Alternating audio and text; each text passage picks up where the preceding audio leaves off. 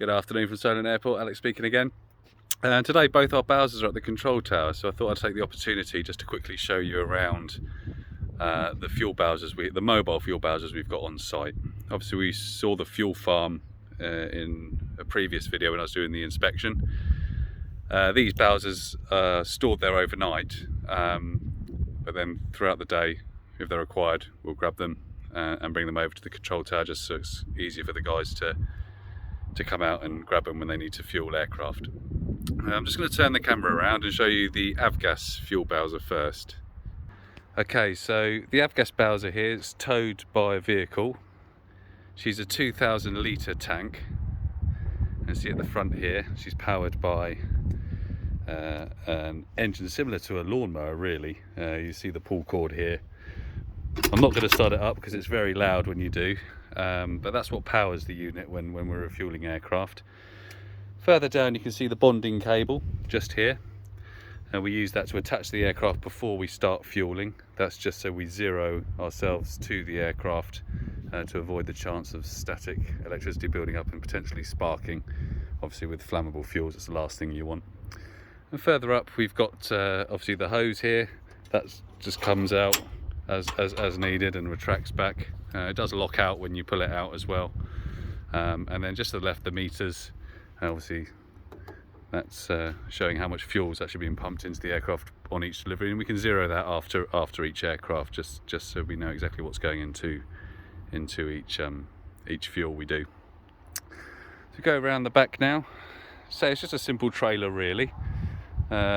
The bit at the back here is for when they bulk it at the end of the day. So the main tanks we've got over the far side from the fuel farm, we can connect the Bowser to the fuel tank to fill her up at the end of the day. The guys generally do that in the last kind of half hour. That's why we stop fueling half hour before we close, just so we can replenish the Bowsers ready for the next day.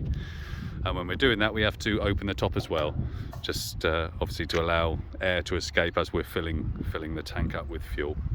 And on the sides, all the mandatory labels and stickers that are required, as well as a fire extinguisher at the front here.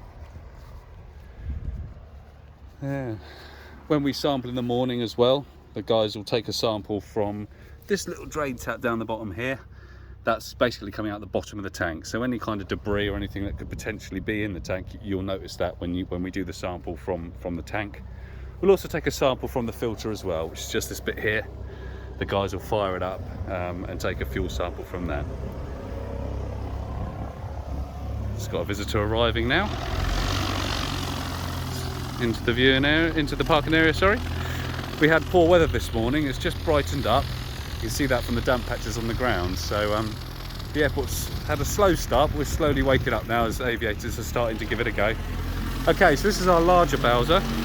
This is for jet fuel.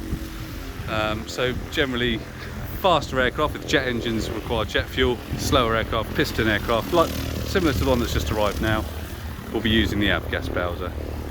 So yeah, this is a 9,000 litre tank. The principles are very similar to the other one, just on a bigger scale. I'll just open this up for you, 2 seconds. There we go. So that kind of shows the workings inside the jet Bowser. There's the fueling hose here. Different types of nozzles with the jet Bowser. So we've got a gravity fed nozzle here, very similar to the one you'll fill up with your car at petrol station. And we've also got a pressure fed nozzle here, so which you can clag onto, mainly rotary, and you can just pump fuel straight through under pressure rather than relying on gravity. But again, meters very similar, all inside. Just showing all the bits and pieces. The guys will take samples in the morning, similar to the Avgas Bowser. Just got a few extra taps here, drain tanks, filter drains, main pipe wet drain as well, just so you can drain fuel from different sections of the fuel Bowser. And the guys will take a sample from that in the morning. Isolator switch just underneath there. And the bonding cable for here is just on the side. Again, exactly the same. Before we do any fuel, we'll make sure we're clagged onto the aircraft we're about to fuel, just so we zero it. And this one's got safety features on it. That little switch there won't allow you to drive away without that reattached. So just little safety features. We go along there, just a little visual gauge there.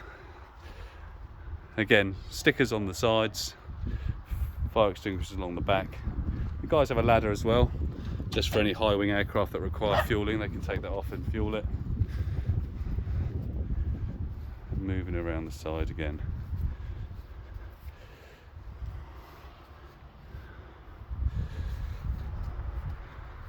They're quite an old vehicle, but it's been refurbished. It does the job fine for us.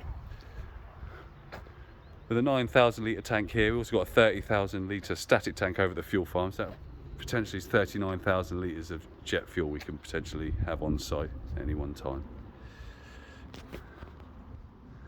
I hope you enjoyed that little tour of the fuel bowsers we've got here. Any questions, drop them below and I'll try and answer them. Cheers, have a good day.